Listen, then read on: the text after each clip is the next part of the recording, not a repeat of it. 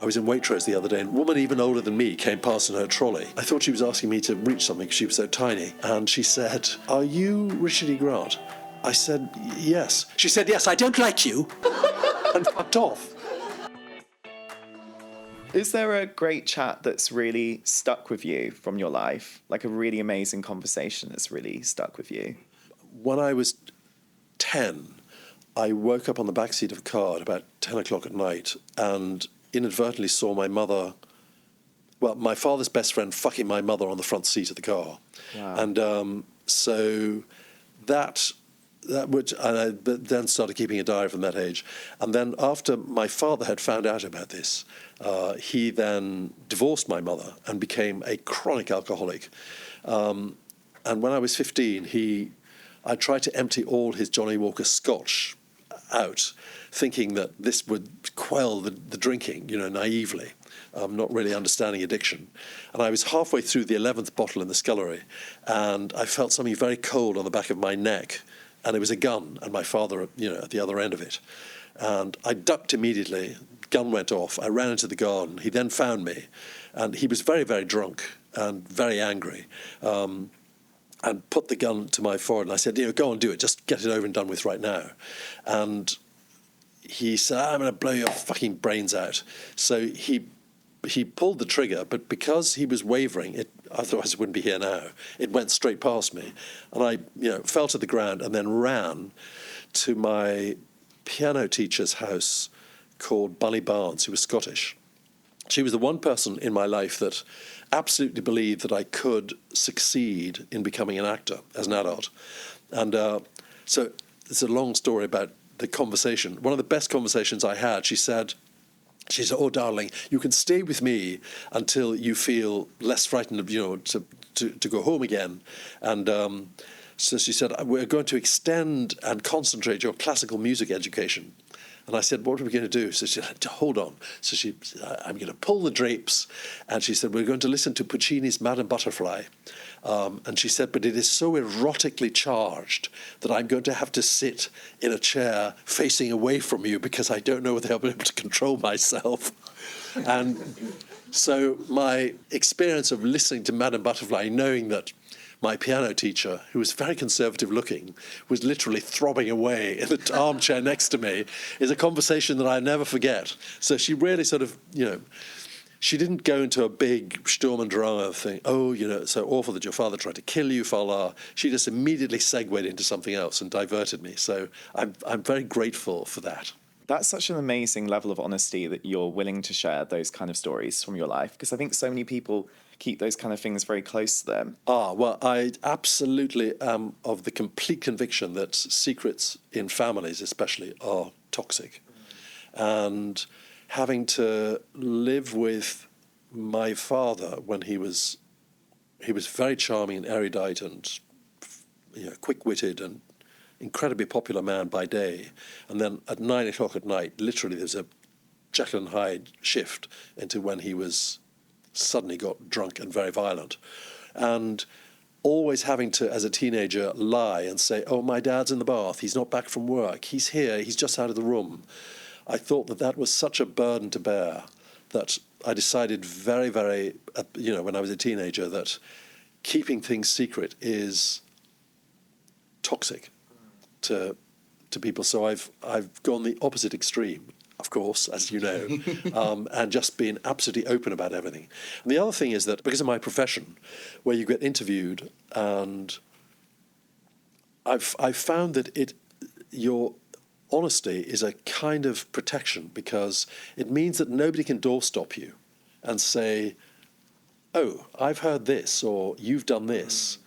Whereas if you have presented that information up front, then what ammunition did they really have? Whereas I'd gone through my whole teenage years of thinking, "Oh, I never must find out about my mother's adultery, never find out about my father's alcoholism," because it all had to be hidden. So that's the reason.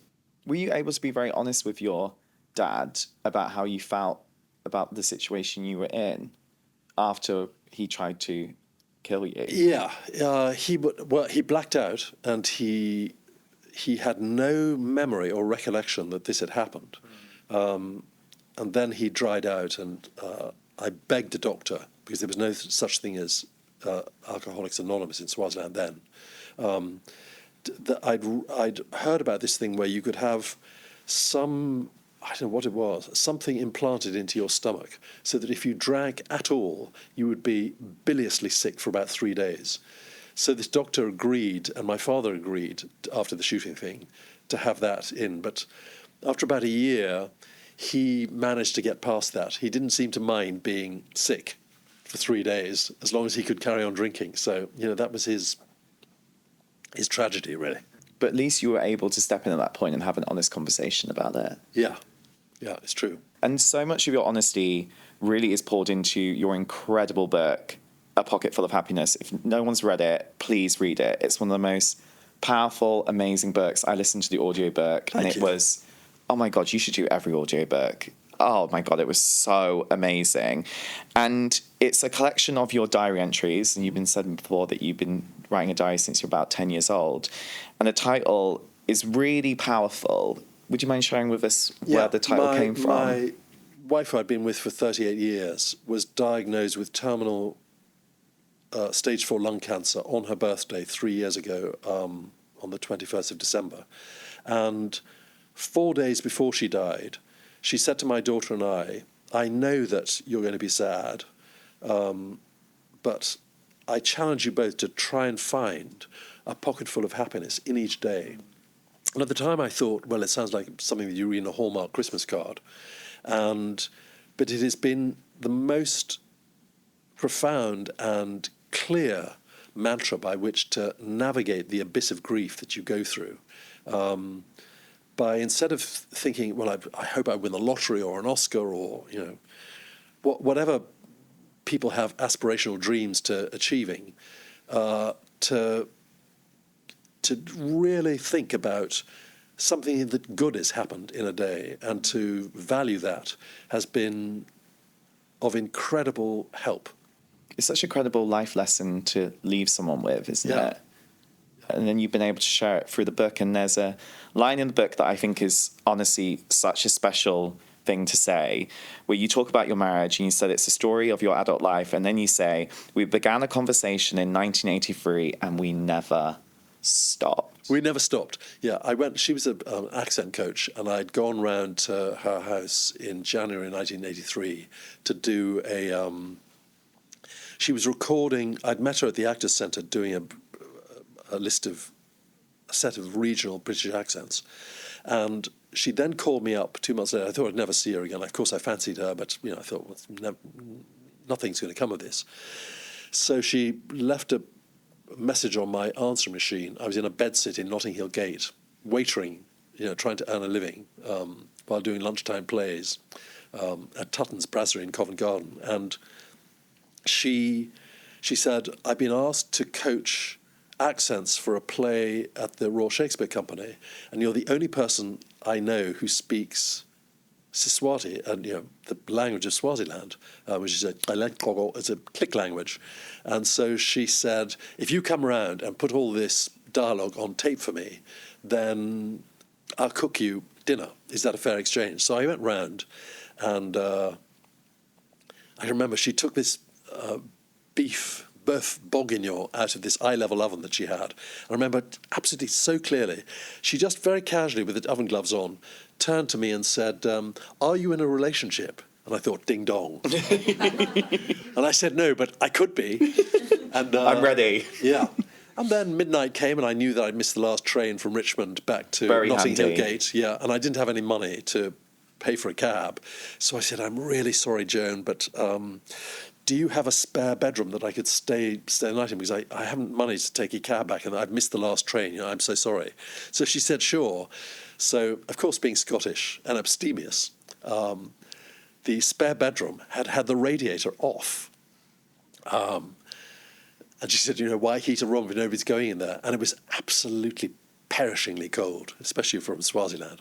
So I got into this bed, and I thought, fuck this, I can't be found dead in Richmond in January 1983 before I've even had an acting break.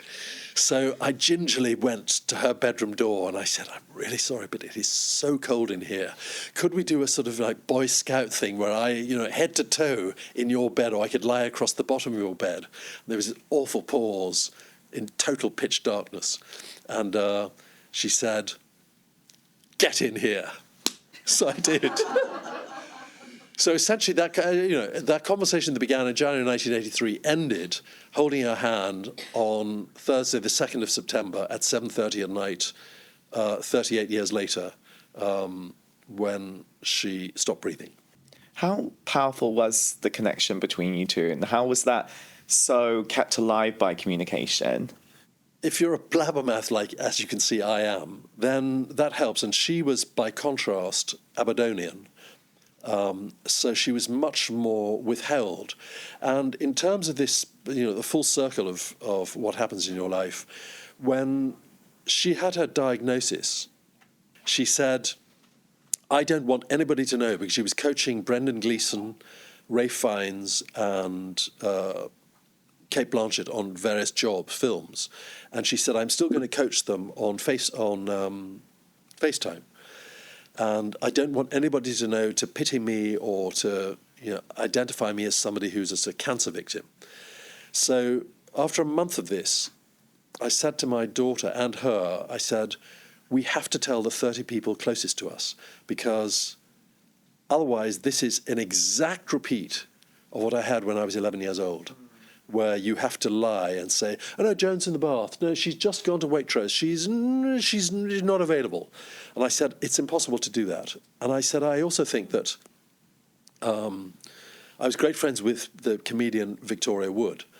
And when Victoria got cancer the first time, she told her group of friends. And so you could give all the support that you were able to. But when she got her terminal diagnosis some years later, she only told 6 people. So when I was watching the news and saw Victoria Wood had died, I was so devastated, more than anything, because she hadn't told me. And I felt that I had somehow failed her as a friend, that she didn't feel able to tell me. And so I said this to my wife, and I said, you also know that because of our age, the amount of memorials or funerals that we go to where you think, or you feel that the eulogy that's being spoken about the person that's in the box is so extraordinary. If only they could hear what you were actually saying, they would probably be astonished. So my daughter and I resolved that we emailed everybody, these 30 people, and Joan was absolutely furious. She didn't speak to either of us for 2 days. And then an avalanche of messages, flowers, food parcels arrived at the house, and people coming around. And she had the grace to say, I was completely wrong about this, because I'm now hearing and feeling what people have valued my contribution work-wise, or their friendships, that I never knew unless I'd been diagnosed with terminal cancer. So again, that's the toxicity of secrets, that I thought it's so... I didn't want any of our friends to think, why the fuck did Richard not tell us so that we could come and show our support? So she got that. It was extraordinary what people did. But it's good to be sharing that message, and I think it's so powerful that you're also sharing so many positive messages about grief as well. Yeah, and always talking talk to about the it person. open. Yeah, because people have this weird thing of... I've had people cross the road rather than talk to me, because I think that they are fearful that you're either going to fall apart, but if you meet somebody that you haven't seen for a while, and they have not acknowledged to you that that person that is closest to you in your life has died, by not talking about that person at all or even mentioning them, it feels as though that person has been cancelled or didn't exist.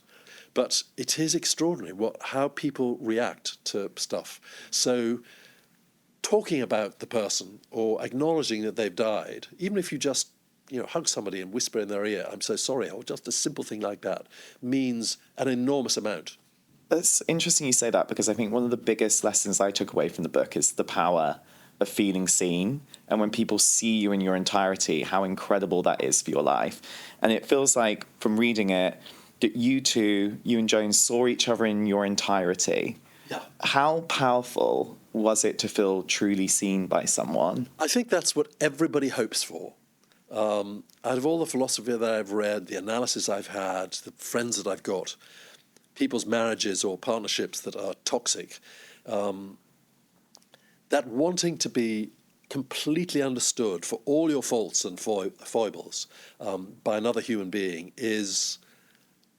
that to me is worth more than any amount of money you could possibly have. And I genuinely mean that.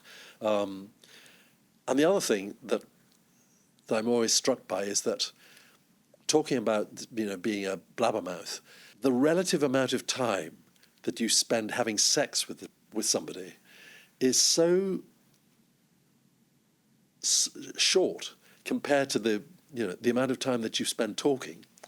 Even if you do 5-hour tantric sex, which I know our audience here are all involved Wow, in. yeah. That's why they're so. I mean, that's quite a big quiet. Undertaking. Yeah. Might you take breaks? Even if you were shagging for 5 hours, it's still, there's hours of the day that you're not going to be doing that. So the conversation is the intimacy of your relationship, it seems to me. And I get so despairing if I see couples in restaurants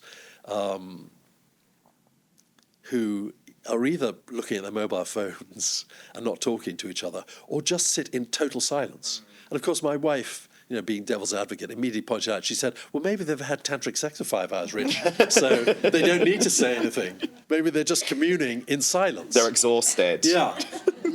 They're taking a break. They're too shagged out. That's what's going to happen next time I see someone who is a couple in a restaurant on phones. Going to be like, maybe they've just had tantric sex for 5 hours and just taken a break. I would go up like Miriam Margolyes and ask them. I say, have you done tantric? Please tell me you've actually done that. I haven't, no. No, but I have been. I did a Scorsese film. Miriam Margolyes and I were playing supporting roles to Daniel Day-Lewis and Michelle Pfeiffer and Winona Ryder in Age of Innocence in 1991, and I regularly went to Wolf's Deli, which is around the corner from the hotel that we were living in Manhattan, with Miriam. And Miriam, as you know, farts and belches, and she does. There's no filter on Miriam whatsoever. She makes me look like a sort of Mother Superior. And she would just start talking to anybody at the next table.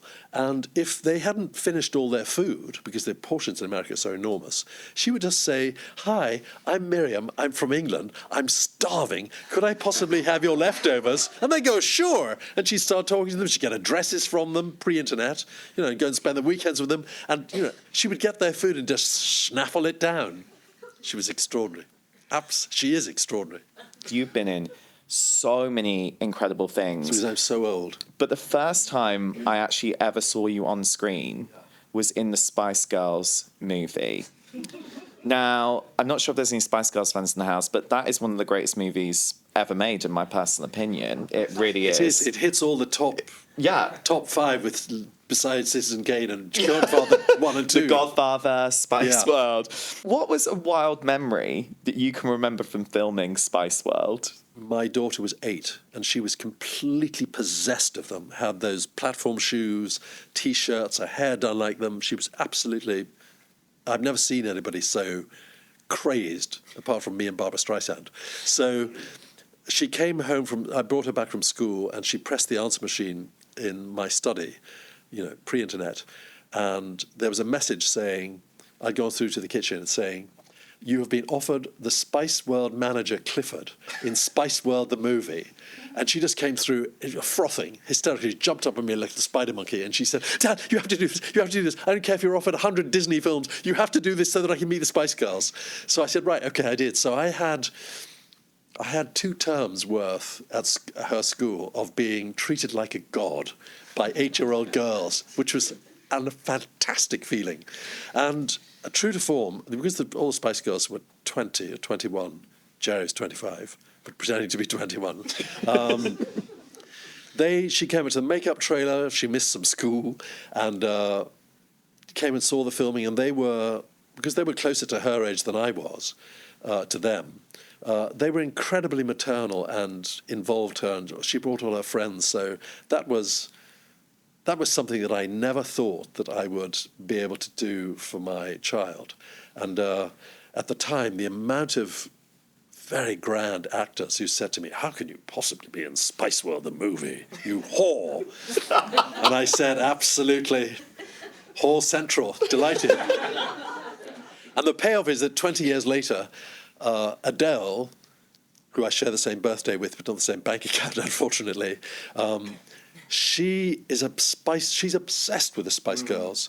And she sent me tickets to her sold-out tour at the O2. And then I met her afterwards, and she said, I can't look you in the eye. She said, "You're a god to me." I said, "Adele, are you insane?" And I lay down on the floor in front of her and I said, "You're a goddess, God's sakes." So she was great. And then Lena Dunham only knew me from Spice World, the movie.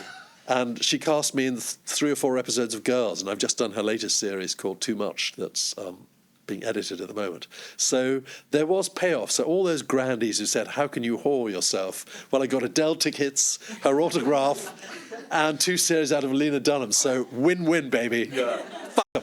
Did you ever imagine that you'd be at this point in your life having the career that you're having now? No, because when I went to drama school, I had a year at the end of my degree in drama diploma.